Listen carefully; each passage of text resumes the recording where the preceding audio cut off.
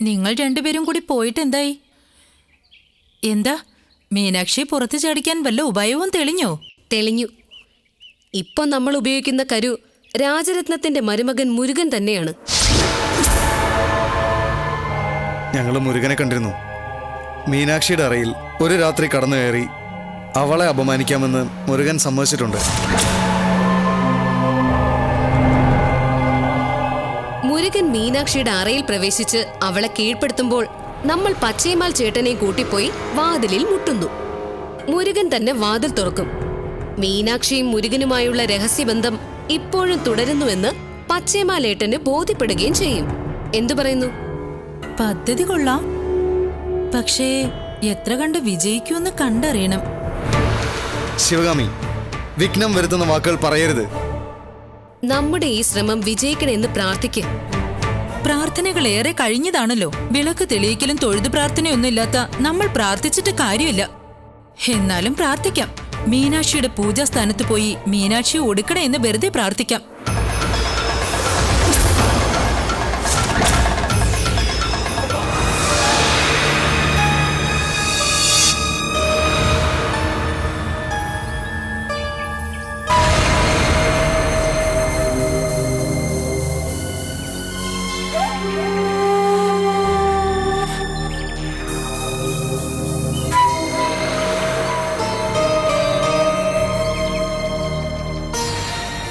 അമ്മവാ, എന്തിനാ അത്യാവശ്യമായി കാണണമെന്ന് പറഞ്ഞത്? ഞാൻ പച്ചയമാലിന്റെ തറവാട്ടിലോട്ട് പോവുക. ഇന്ന് രാത്രി നീ ഏറ്റെടുത്തിരിക്കുന്നത് വളരെ അപകടം നിറഞ്ഞൊരു പണിയാണ്. അമ്മാവൻ എന്തിനാ ഇത്രയ്ക്ക് പരിഭ്രമിക്കുന്നത്? ഇതിനേക്കാൾ അപകടം പിടിച്ച എത്രയോ കൃത്യങ്ങൾ ഞാൻ വിജയകരമായി നിർവഹിച്ചിട്ടുണ്ടല്ലോ. സമ്മതിക്കുന്നു. പക്ഷേ നമ്മുടെ മധുശാലയിലെ നിത്യസന്ദർശകനായ പച്ചയമാലിന്റെ സ്വഭാവം നിനക്കറിയാമല്ലോ. നീ മീനാക്ഷിയുടെ മുറച്ചെറുക്കനാണെന്ന കല്ലുവെച്ച നുണ നമ്മൾ സമർത്ഥമായി പറഞ്ഞു ഫലിപ്പിച്ചിട്ടുണ്ട്. നിങ്ങൾ ഭാര്യ ഭർത്താക്കന്മാരെ പോലെ വളരെ നാൾ കഴിഞ്ഞിട്ടുണ്ടെന്നും. തൽപര വ്യക്തികളുടെ ആഗ്രഹം നടക്കാൻ നമ്മൾ ഇതുപോലെ പല നെറുകേടുകളും കാട്ടിയിട്ടുണ്ടല്ലോ. ആ പിന്നെ ഹീനപ്രവർത്തികളാണല്ലോ നമ്മുടെ കുലത്തൊഴിൽ തന്നെ. അതിനെക്കുറിച്ചൊക്കെ ഓർത്ത് അമ്മാവൻ എന്തിനാ ഭയക്കുന്നേ? ഭയമോ പശ്ചാത്താപമോ സഹതാപമോ നമുക്ക് പാടില്ലാത്തത് തന്നെ. പക്ഷേ നിന്നെ മീനാക്ഷിയും ഒരുമിച്ചൊരു അറയിൽ കണ്ടാൽ പച്ചേമാൽ നിന്നെ കൊല്ലാനും മടിക്കില്ല. അറിയാം, രക്ഷപ്പെടാനുള്ള പരമാവധി മുൻകരുതൽ എനിക്കും ഉണ്ടാവും. പിന്നെ ഒരു കാര്യം എനിക്ക് ബോധ്യമുണ്ട് അമ്മാവ, നമ്മളെപ്പോലെ ദുഷ്പ്രവൃത്തി ചെയ്യുന്നവർക്കെല്ലാം ദുർമരണമാണ് വിധിച്ചിരിക്കുന്നത്. ആ സത്യം എനിക്കും അറിയാം.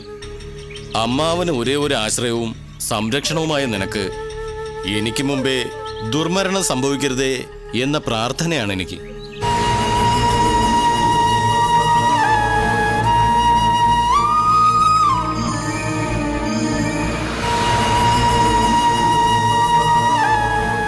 അരുതമ്മാവ, നമുക്ക് ചേർന്നതല്ല കണ്ണീരും അലിവും മനുഷ്യത്വം ഒന്നും. ജീവാപായം സംഭവിക്കാതെ ഞാൻ മടങ്ങി വന്നിരിക്കും. അമ്മാവന് എന്നെ വിശ്വസിക്കാം.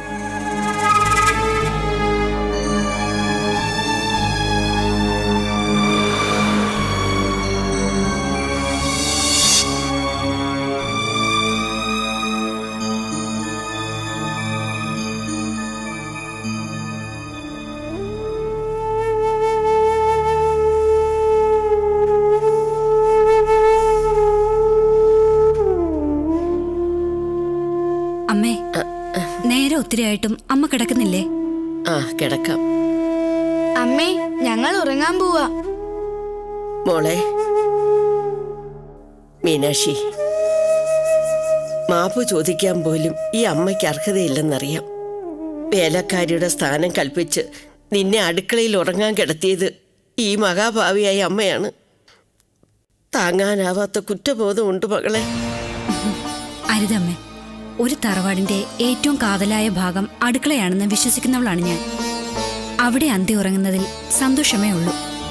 എന്നാലും ഇനി അടുക്കളയിൽ ഉറക്കം വേണ്ട കുട്ടി. നീയും ശിവാനി മോളും ഇനി എന്നോടൊപ്പം എൻ്റെ അറയിൽ കിടന്നുറങ്ങിയാൽ മതി. ക്ഷമിക്കണം അമ്മേ. പട്ടുമെത്തയിൽ കിടന്ന് ഉറങ്ങിയവർക്ക് അവിടെ കിടന്നാലേ ഉറക്കം വരുമെന്ന് കേട്ടിട്ടുണ്ട്. അതുപോലെ അടുക്കളയിലുള്ള ഉറക്കം എനിക്ക് ശീലമായിപ്പോയി. മറ്റെവിടെ ഏത് പട്ടുമത്തെ കിടന്നാലും എനിക്ക് ഉറക്കം വരില്ല. അടുക്കള തന്നെയാ ശരണം. എങ്കിൽ ശിവാനി മോളെ എനിക്കൊപ്പം കിടന്നുറങ്ങാൻ അനുവദിക്കില്ലേ നീ? വേണ്ടമ്മേ, മീനാക്ഷി ചേച്ചിയുടെ കൂടെ കിടന്നാലേ എനിക്ക് ഉറക്കം വരൂ. കുട്ടി, മരിച്ചുപോയ മകൾ ശിവാനിയെ നിന്നിൽ കാണുന്നവളാണ് അമ്മ. അമ്മയുടെ ആഗ്രഹം നീ നിറവേറ്റുക തന്നെ വേണം. ഇന്ന് നീ അമ്മയോടൊപ്പം പോയി കിടന്നോളൂ. ചേച്ചിയുടെ ആഗ്രഹം അതാണെങ്കിൽ അത് ഞാൻ നിറവേറ്റണമല്ലോ. അമ്മയുടെ ഒപ്പം കിടന്നോളാം. മോള് വാ.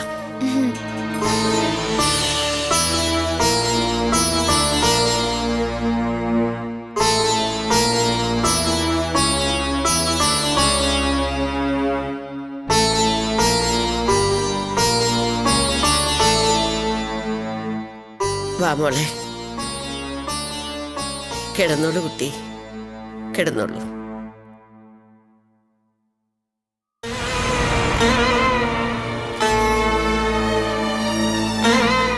അമ്മയുടെ മുഖത്ത് നല്ല വിഷമമുണ്ടല്ലോ.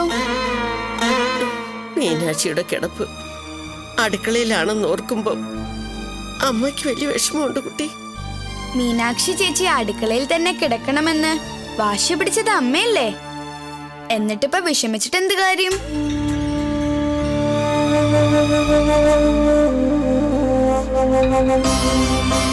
ഒരുപാട് തെറ്റുകൾ ഞാൻ അവളോട് ചെയ്തിട്ടുണ്ട് കുട്ടി. എത്ര ക്രൂരമായി പെരുമാറിയാലും ശകാരിച്ചാലും ക്ഷമിക്കാൻ മാത്രമേ അവൾക്കറിയൂ. ഭൂമി ദേവിയെ പോലെ അല്ലേ?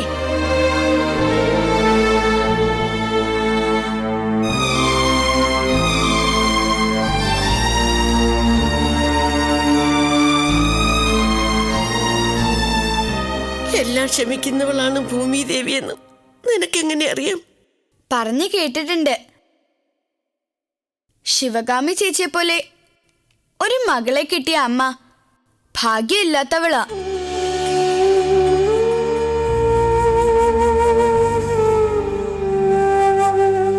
മീനാക്ഷി ചേച്ചിയെ പോലെ ഒരു മരുമകളെ കിട്ടിയതിൽ ഭാഗ്യവതിയും.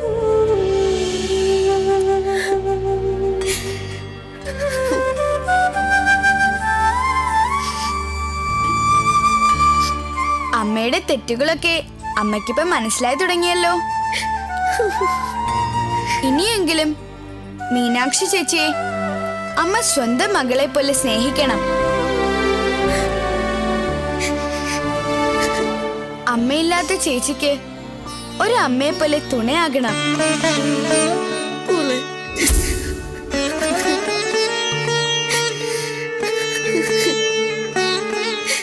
എന്റെ മരിച്ചുപോയ ശിവാനിയാണ് നീ. അവൾക്ക് മാത്രമേ സ്നേഹത്തോടെ അമ്മയെ ഇങ്ങനെ ഉപദേശിക്കാൻ പറ്റൂ. ഇനി മുതൽ മീനാക്ഷി എന്റെ സ്വന്തം മകളായി തന്നെ കണ്ടോളാം. കേട്ടോ മോളെ?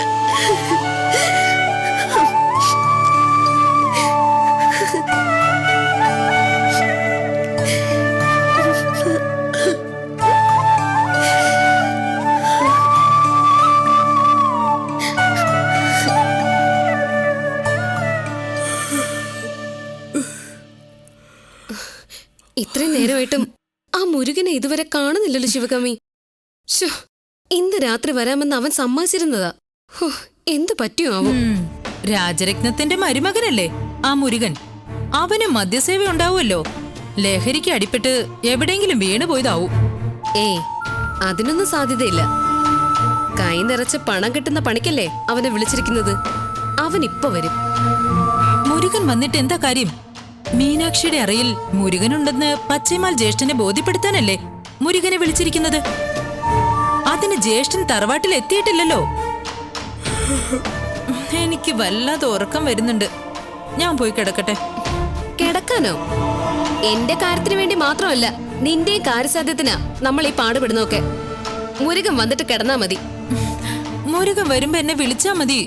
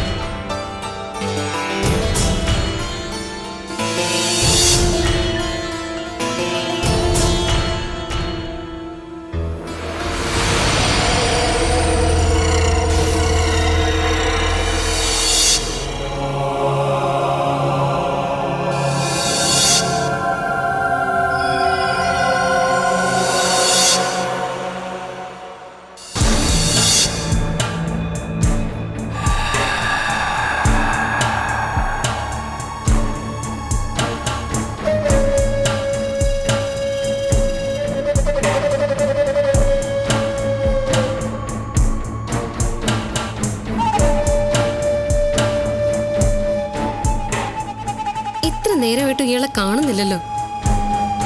ഇനി വരാതിരിക്കൂ.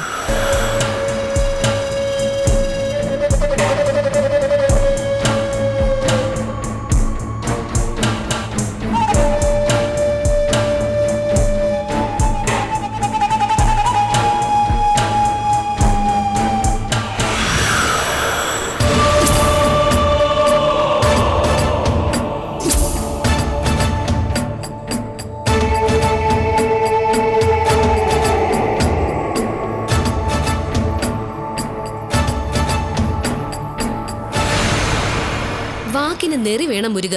നേരെ എത്രയാ ഞാൻ ഇവിടെ കാത്തു നിൽക്കുന്നറിയോ? എവിടെയായിരുന്നു? ക്ഷമിക്കണം കൊച്ചമ്മ, പച്ചയമ്മാൾ ജ്യേഷ്ഠന് കൊടുക്കാനുള്ള മദ്യം കിട്ടിയില്ല. അത് സംഘടിപ്പിച്ചു വന്നപ്പോഴേക്കും വൈകിപ്പോയി. പച്ചയമാൽ ചേട്ടൻ എവിടെ? മദ്യശാലയിൽ മദ്യസേവ നടത്തിക്കൊണ്ടിരിക്കുന്നു. നിന്നെയും മീനാക്ഷിയും പച്ചയമാൽ ചേട്ടൻ ഒരുമിച്ച് അടുക്കളയിൽ കണ്ട് ബോധ്യപ്പെടണം. അതിനാ നിന്നെ വിളിച്ചു വരുത്തിയിരിക്കുന്നത്. ഇനി ജ്യേഷ്ഠൻ മദ്യലഹരിയിൽപ്പെട്ട് മദ്യശാലയിൽ കിടന്നുപോയാലോ? നമ്മുടെ പണി പാളിപ്പോവില്ലേ മുരുക? ഇല്ല തമ്പുരാട്ടി, കൂടുതൽ മദ്യം കൊടുക്കരുതെന്ന് അമ്മാവരോട് ഞാൻ പ്രത്യേകമായി പറഞ്ഞിട്ടുണ്ട്. എന്നെ മീനാക്ഷിയെ ഒരുമിച്ച് കണ്ട് മീനാക്ഷിയെ മർദ്ദിച്ചു കൊലപ്പെടുത്തുന്ന അവസ്ഥയിലേക്ക് എത്താൻ ആവശ്യമായ മദ്യം മാത്രമേ കൊടുക്കാവൂ എന്ന്. നമ്മുടെ ലക്ഷ്യം വിജയിക്കുമല്ലേ മുരുക? ഹാ, ഇക്കുറി തീർച്ചയായും വിജയിച്ചിരിക്കും. അപകടകാരിയായ ശിവാനി അമ്മായിയുടെ അറയിൽ ഉറക്കത്തില്ല. അടുക്കളയിൽ മീനാക്ഷി ഒറ്റയ്ക്കേ ഉള്ളൂ. ആട്ടെ, നീ മീനാക്ഷി ഇതിനു മുമ്പ് കണ്ടിട്ടുണ്ടോ? ഇല്ല, കണ്ടിട്ടില്ല. മീനാക്ഷി ശിവകാമി എന്നൊക്കെ കേട്ടിട്ടേ ഉള്ളൂ. മീനാക്ഷി എന്റെ മുറപ്പെണ്ണാണെന്നൊക്കെ നമ്മുടെ ഗൂഢാലോചന പ്രകാരം തട്ടി മൂളിച്ചാണല്ലോ. എന്നാ അടുക്കളയിൽ ഉറങ്ങുന്നത് മീനാക്ഷി തന്നെയാ. നീ ഇന്ന് മീനാക്ഷിയെ ആദ്യമായിട്ട് കാണാൻ പോകുന്നു. വാ.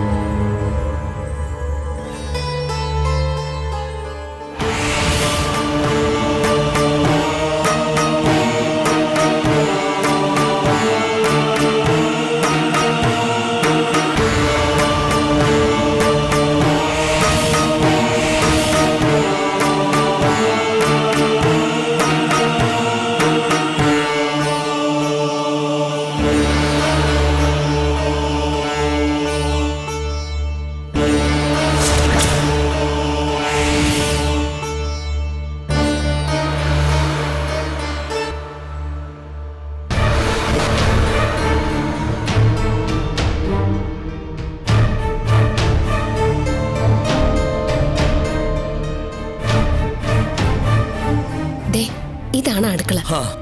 അകത്ത് മീനാക്ഷി ഉറങ്ങിക്കിടപ്പുണ്ട്. നീ ചെല്ല്.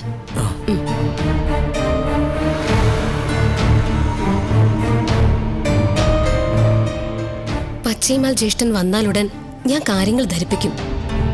അപ്പോ അടുക്കളയുടെ അകത്ത് ദേ ആ കാണുന്ന വാതിലിനരികിൽ നീ ഉണ്ടാവണം. ജ്യേഷ്ഠൻ മീനാക്ഷി കഥകിൽ തട്ടി വിളിക്കുമ്പോ നീ ആ വാതിലാണ് തുറക്കേണ്ടത്.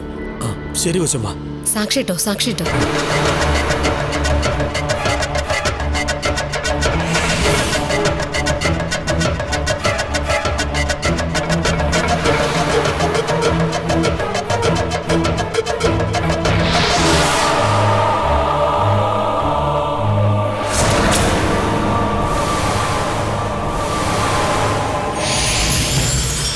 നാരായൺ നാരായൺ.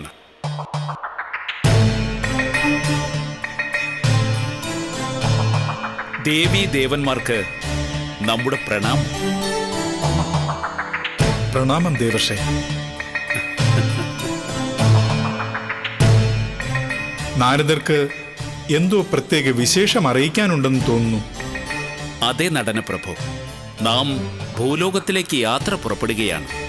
ഭൂലോകത്തിലേക്ക്? മഹാമുനെ, ഭൂലോകത്തെ മനുഷ്യരിൽ നാരദന്മാർ വേണ്ടുവോളമുണ്ട്. പരദൂഷണങ്ങളും ഏഷണികളും അവർ വേണ്ടുവോളം നടത്തുന്നുമുണ്ട്. ആ സ്ഥിതിക്ക് ഇനി അങ്ങയുടെ സന്ദർശനം കൂടിയായാൽ മനുഷ്യ നാരദന്മാർക്ക് നമ്മോടുള്ള സ്പർദ്ധ വർദ്ധിക്കും, അവർ നമ്മെ ആക്രമിച്ച് തുരത്തി ഓടിക്കും എന്നല്ലേ ദേവി ഉദ്ദേശിച്ചത്? എന്താണ് ഭൂലോകത്തിലേക്കുള്ള യാത്രയുടെ ഉദ്ദേശം എന്നരുളി ചെയ്താലും. ഭൂലോകത്തിൽ ദേവദേവന്മാരെക്കാൾ ശ്രേഷ്ഠന്മാരായ ചില മനുഷ്യരുണ്ടെന്ന് കേൾക്കുന്നു.